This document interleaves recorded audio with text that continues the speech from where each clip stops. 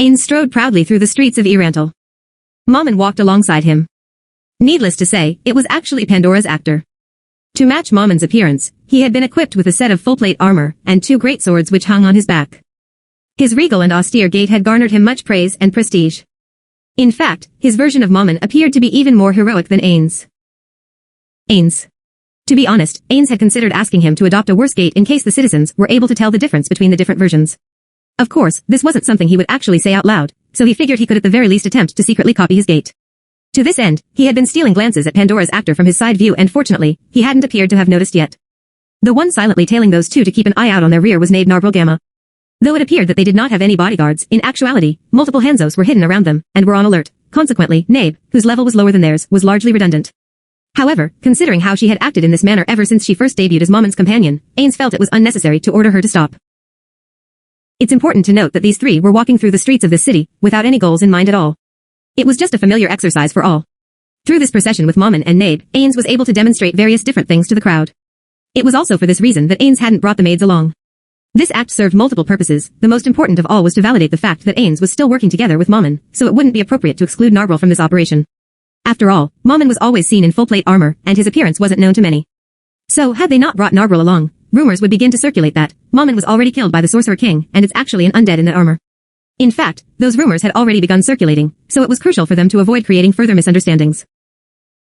The pedestrians all kept to the sides of the road as if it was a no-man's land upon spotting the trio's silhouettes. This was of course, mainly due to the Sorcerer King's presence. If Ains had walked down these streets as Mammon, this wouldn't have happened. Though much time had passed between the founding of the Sorcerer's Kingdom and now, the citizens were still terrified of Ains. It wasn't just the humans who were reacting to him in that manner, but also some of the demi-humans too. This was because E-Rantel, which used to be a purely human-inhabited city, was no longer so. Demi-humans could be seen sprinkled throughout the crowds. If one were to look around where they were, they would see the outlines of a number of demi-humans, although not many, in the shops. They were both employees and customers, and sometimes they were even the owners of the store. The part of the city which used to be a slum was renovated into residential zones for demi-humans under Ains' orders.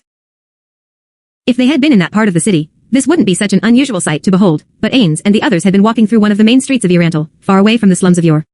It was easy to see from this fact alone how there had been a considerable number of demi-humans flowing in and out of E-Rantel. Though this wasn't due to any special policies Ains had put in place, after all the one who had been putting effort into these matters was Albedo, he still felt proud of this fact. It told him that his plans to unify the races was progressing at a steady pace. If this was the case, I would really like to enact policies that could speed up the process of uniting them all. In fact, he had such a plan in mind already. Ains had considered holding some sort of an event in E-Rantel, with the ulterior motive to draw in more tourists and increase their income from foreign sources. What he hadn't considered was how unfestive and non-participatory this world was in general, which was the cause of his boredom this entire time. Though a gladiatorial arena like the one in the Empire wouldn't be too bad, Ains wanted something that hadn't been done already, something truly special. If he was to hold a large event that involved audience participation, or anything that would allow an interracial team to shine, that would surely boost racial unity. If people had something in common to talk about, surely it would be easier for them to get along. How about some kind of ball-based sport like baseball or football? Or should I do something to spice up an existing event? As he mulled over those issues, Ains was also observing an orc shopkeeper who appeared to be in a serious discussion with their human customers. They were probably part of the orcs he had encountered in the Holy Kingdom, the ones who had been devastated by the evil Lord Wrath, and were then unified under Ains. He couldn't recall any other time he had brought orcs to E-Rantel. Who this orc was exactly, Ains had no clue. Though he had incorporated a large number of orcs into his dominion, the main reason was because Ains, as one with human sensibilities, could not tell orcs apart at all. In a similar vein, he couldn't tell members of the other races apart either. For example, female Zerns differentiated themselves by their color. Speaking of Zerns, he couldn't help but wonder, how do they see anyways? In any case, they all looked about the same to Ains. This issue was applicable to most people anyways. It was equally as difficult for an orc to differentiate between two humans as it was for a human to differentiate between two orcs. For this reason, they had stuck to recognizing humans through features like hair length, pupil colors, etc., but incidents still arose whereby goods reserved for a specific person were sold to someone who looked similar, even though to someone like Ains the two persons looked completely different. The Sorcerer's Kingdom had no issues with public order. Crime rates for misdemeanors were low, never mind felonies. This, however, wasn't due to the strict enforcement of the law, but rather out of people's fears that their corpses would be turned undead to serve the country after their deaths. It was for this reason that misunderstandings were cleared up quickly, and without much fuss, mountains weren't being made out of molehills. This was why the orc was calmly discussing business with his human customers. The Adventurers Guild have also started accepting demi-humans amongst their ranks. I believe that all of the demi-humans will be able to reach their potential in the foreseeable future. Ains said under his breath without much thought, prompting Pandora's actor to reply, Ains-sama, it is exactly as you have surmised. Those demi-humans, upon witnessing the undead Ains-sama had created, must have thought that the career of a common soldier was no longer feasible. Those with talents in the arts, manufacturing, and research would then be more inclined to utilize said talents to their maximum potential. The Sorceress Kingdom was still following the system of, your race is pretty good at this, so you should probably seek employment in this field. However, as the citizens' knowledge of the other races and their respective cultures increases, they would probably begin to desire various other professions. Though this change was still in its early phases, the desire for self-determination would surely blossom over time. The main drive for this change was the fact that all menial labor was now handled by the undead. Albedo seems to be managing that sector of the country well. After all, it's imperative for us to halt the development of problematic crafts. Ains and the rest were already at their level caps, so it was necessary to plan against those who were weaker than them, and thus had the potential to become stronger. As part of those plans, they couldn't allow their own people to achieve superiority in expertise over them. Weaklings should remain weaklings. At the same time, they had to ensure that the supremacy of their country as a whole was well maintained against their neighboring countries. Perhaps Albedo was the only one who could possibly maintain this delicate balance. To this end, we're in desperate need of spies capable of obtaining top-secret intel from our neighbors. We're still too weak on that front. To create a pop monster that Nazarick would not automatically respawn required 2 ingredients. One was the monster's data, and the other was the corresponding amount of gold coins from Yggdrasil. Though the library of Nazarick contained data on various types of monsters, it did not contain the data of every single type of monster from Yggdrasil.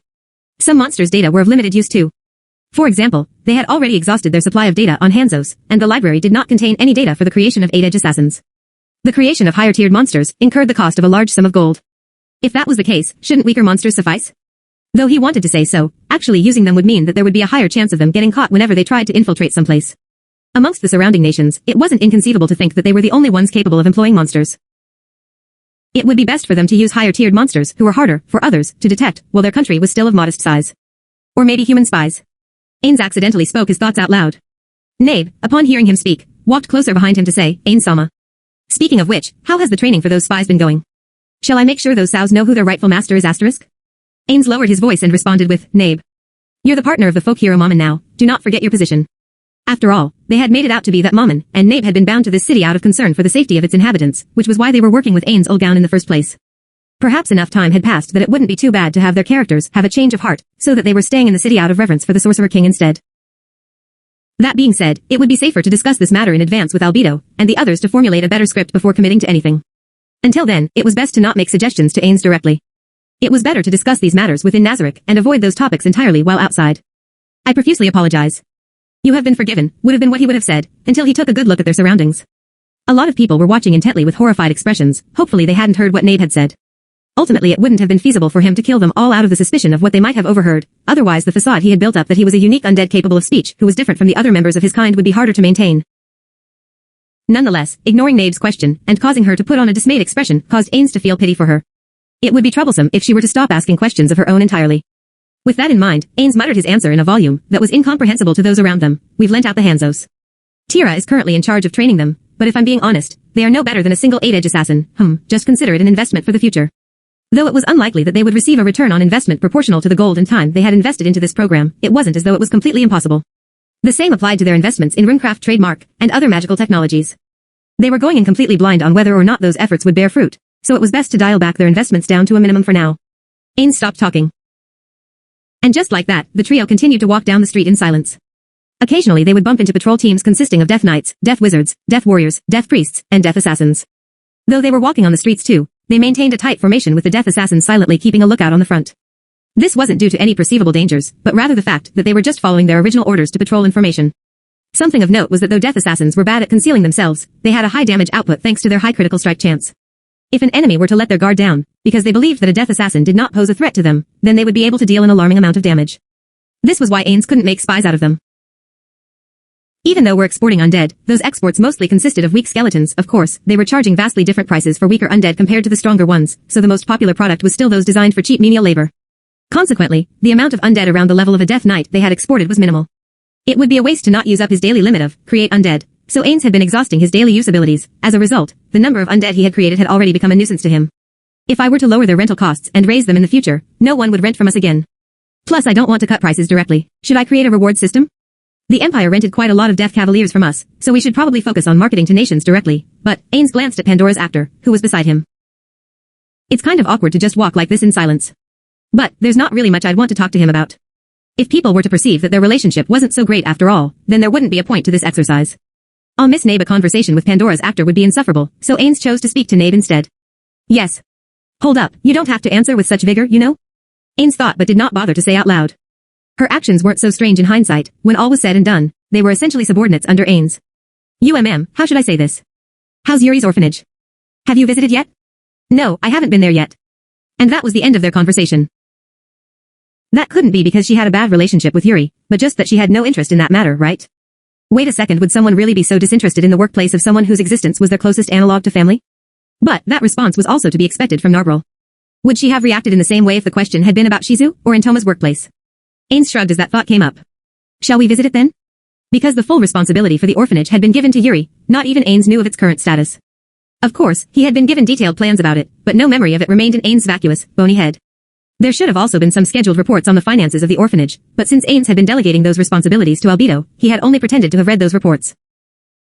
Mini FAQ, Q, where are we at? A, as of this part, 114/568Q, where do I send feedback on errors and whatnot? A, direct them to fanficers@protonmail.com. Before you send a correction, please Google if that phrase/word is actually wrong. I've been using some archaic grammar and diction out of habit, but also for characterization purposes. Hitori's comment corner. Why was this part so short? First, it was to get this message out. Second, well, if you don't like hearing excuses, just ignore this part. See that asterisk in the middle of the part. Nabe's comment about sows? Maruyama botched the idiom, and it took me quite a while to figure it out. The overall dialogue in this part from PA, Ains, and Nabe was either confusing or archaic as hell. The CN team also switched to the traditional orientation, up-down, right-left, as a countermeasure to the aggregators, and it'll unfortunately take me a while to adjust to that. I have major deadlines coming up tomorrow, on the 27th, and so forth. There will be days where there won't be any updates, but that won't mean that I'll stop TLing completely like last time. I just don't like releasing half-baked shit. Clone. New paste. Few persons can be made to believe that it is not quite an easy thing to invent a method of secret writing which shall baffle investigation. Yet it may be roundly asserted that human ingenuity cannot concoct a cipher which human ingenuity cannot resolve. Edgar Allan Poe. 182,024 pastes opened. Based on an original idea from sebsavage.net Sam and Max.